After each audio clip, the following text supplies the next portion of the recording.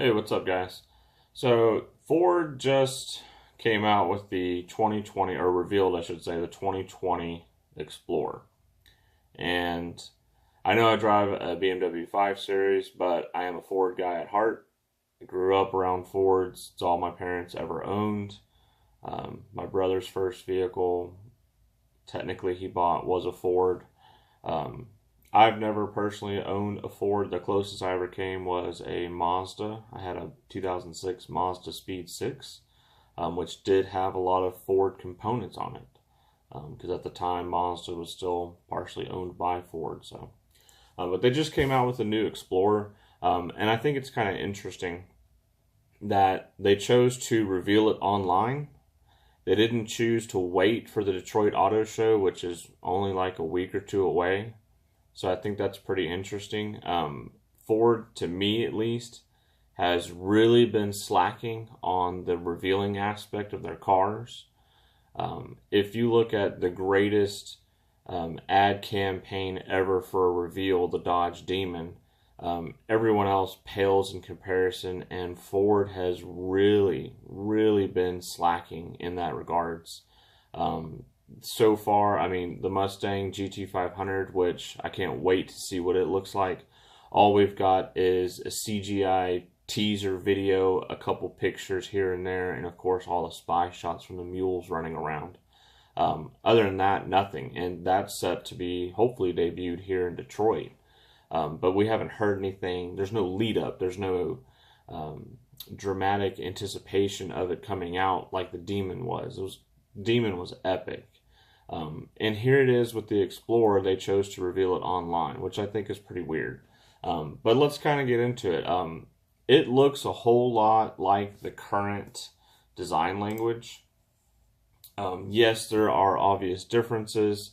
One of the main differences, at least that you can't see, is the fact that it's now a rear-wheel drive platform again.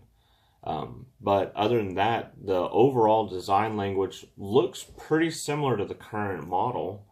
I've got the new one here, and then the current one here. And other than, of course, the shoulder lines being different from the two, which the new one has a much better shoulder line. Very nice looking shoulder line.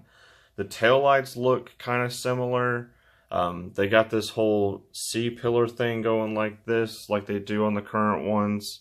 I mean, the edging is different, but I mean, it looks pretty darn similar to what the current one looks like.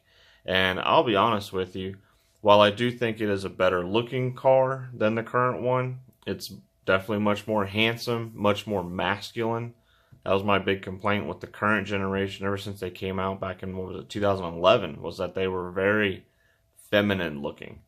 And that's not a bad thing, but it just not for me when it comes to an SUV, especially one that's such a home stable like the Explorer is. But the new one does look a whole lot better, but I gotta admit, when I first saw the grille, the first thing I thought of was the last generation Toyota Highlander. I'm not sure why, but to me, the front ends, they're not the same, obviously, but they have a very similar kind of overall look about them. That's just my opinion. I think the Aviator looks pretty good, although it does look a little strange now that I'm seeing it with the Explorer here. It doesn't quite have that shoulder line like the Explorer does. But the Aviator still looks pretty darn good. And I posted on my own personal Facebook page that, I now want a Lincoln, and that being the Aviator, just because, man, that looks to be a pretty darn good car, I mean, not much complaining about that one. But back to the Explorer here. I do think it looks a lot better. I'm finally happy they went back to a rear-wheel drive platform. I was really surprised when they went to the front-wheel drive platform back in 2011. My brother ended up buying a 2012. One of the main arguments I heard from him, because when Dodge came out with the new Durango, I was all over it. I was like, great SUV, rear-wheel drive, V8, epic. It sounds great. Dodge is one of those companies that, I've said this before, is not afraid to give people what they actually want. And what they actually want is a V8 and a growl, and they want aggressive, and they want rough edges. Yeah, some people do want smoother edges and more subtlety. That's what the Lincoln's for. But, when Dodge came out with the new Durango, I thought it was great. Of course, now the redesign in 2014, even better. Now they've got an SRT Durango, which is just awesome. 400, was it 75 or 85 horsepower? I mean, come on. Ford, you're slacking.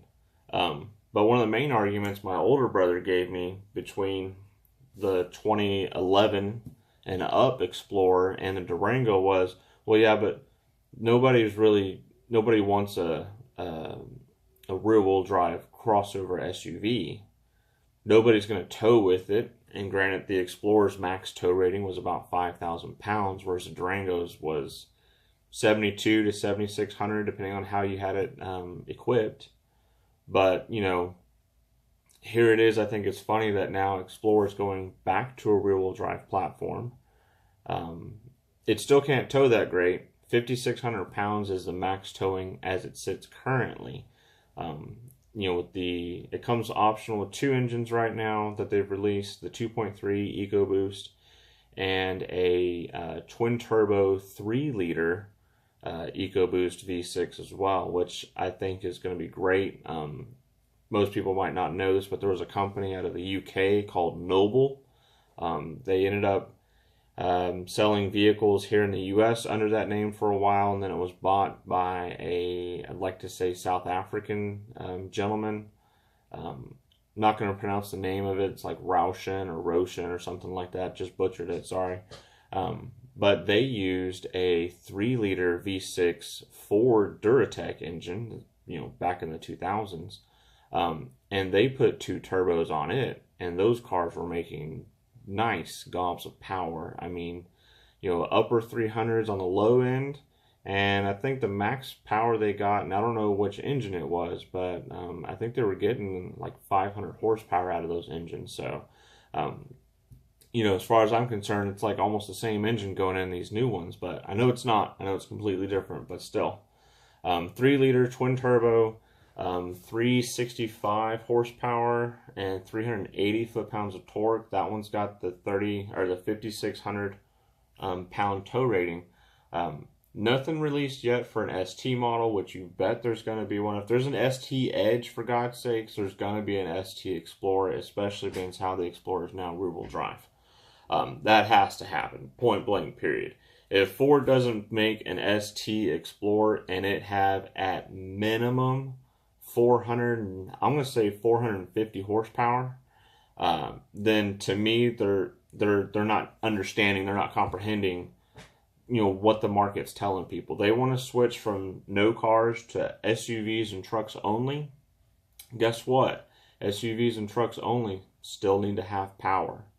And yeah, these twin turbo engines do have plenty of good power, but a lot of people's main complaint with the Raptor is it's still a V6. Yes, it's got 510 foot-pounds of torque, and it hauls ass, but it's still a V6, and it still sounds like a V6. The old Raptor with a 6.2, that thing was nasty, I mean, you put a header's back exhaust on that thing, and you could have swore it was like a freaking NASCAR car coming around the corner, and there it is, you'd see it, and it's a freaking Raptor, so, I mean, people want a V8, and I'm not sure we're going to get a V8 in the Explorer. It would be nice to see. They could certainly put the new 5-liter from the Mustangs in there. I'm sure it would fit, or hopefully it would fit. Excuse me. But, I mean, they're making 455 horsepower right now. So, I mean, as far as I'm concerned, it's a good potential engine to shove in that thing. I know they're gonna keep it V6 and they're gonna keep it twin turbos, and that's fine, but they need to up the ante. If they put the high output Raptor engine in the Explorer, 450 horsepower, 510 foot-pounds of torque, they'd have my attention. And I think they'd have the attention of a lot of people, especially when it comes to potential Durango buyers. And for that matter as well, Cherokee buyers. Grand Cherokee, I should say. Also, same engines as the Durango, just they also have the Trackhawk. But I don't see Ford doing a Trackhawk version of the Explorer.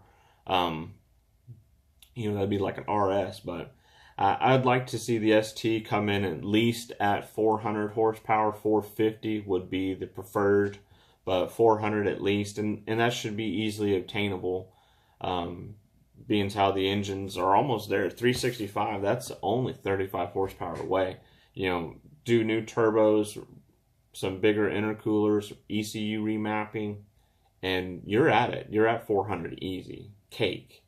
We'll have to wait and see what they do with it, but I think the reveal was kind of lame. This is a big market vehicle for Ford.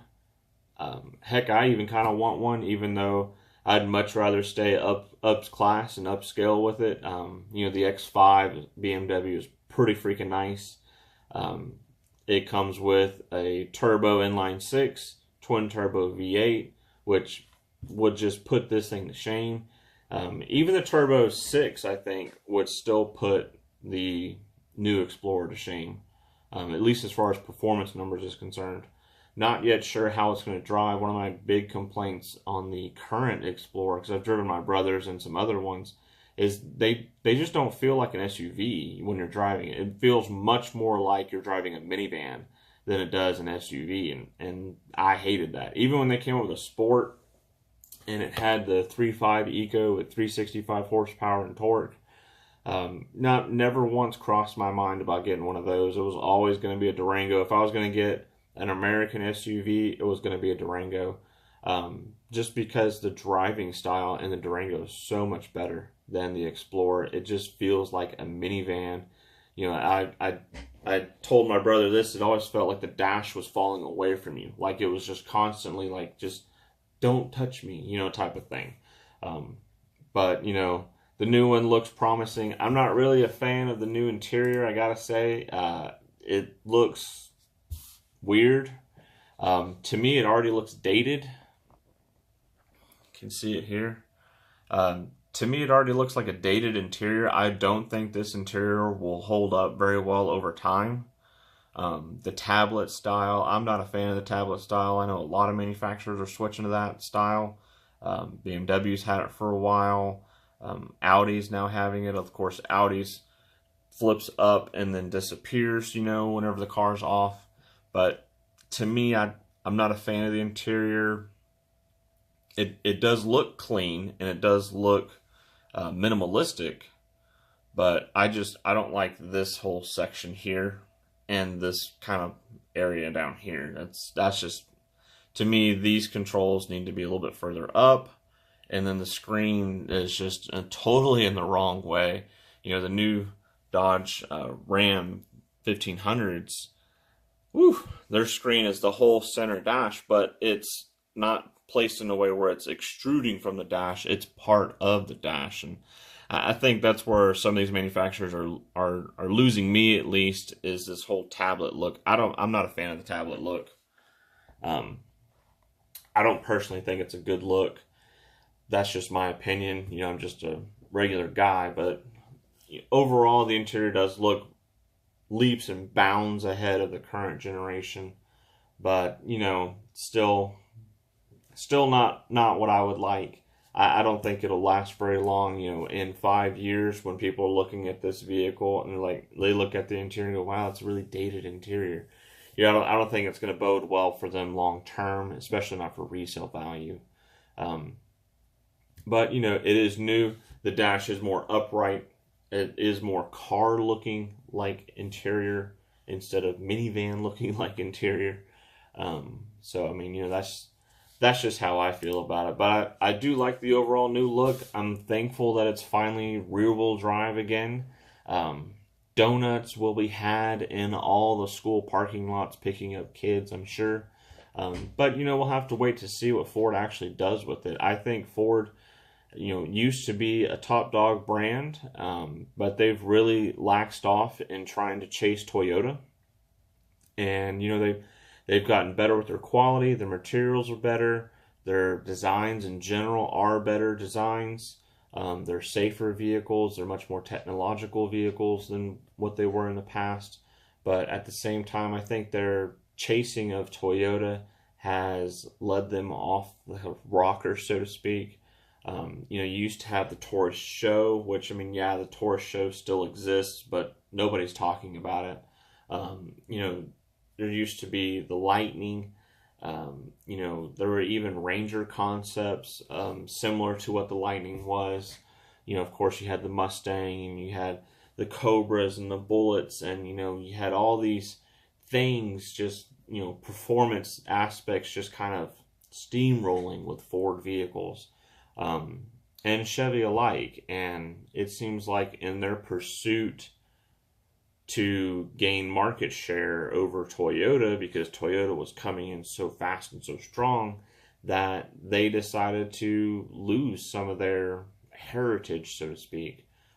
To me, I don't, other than the Mustang, and even some of that's hard now. I'm a hardcore Mustang lover. I love Mustangs. I can't wait to own one day, hopefully. But to me, other than that, a lot of their vehicles just have lost their kind of luster about them.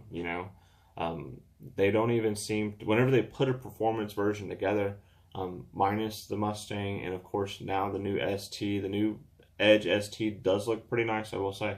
But other than those, their previous versions of performance oriented, I'm gonna call them daily vehicles, the show, the Explorer Sport, for instance, even the Edge Sports that came before the ST, all those were just really lackluster trim levels. I mean, the Edge Sport, for example, the first generation Edge Sport was actually slower than the regular Edge was, and that doesn't make sense. If it's supposed to have more power, why is it a slower vehicle than the regular one is?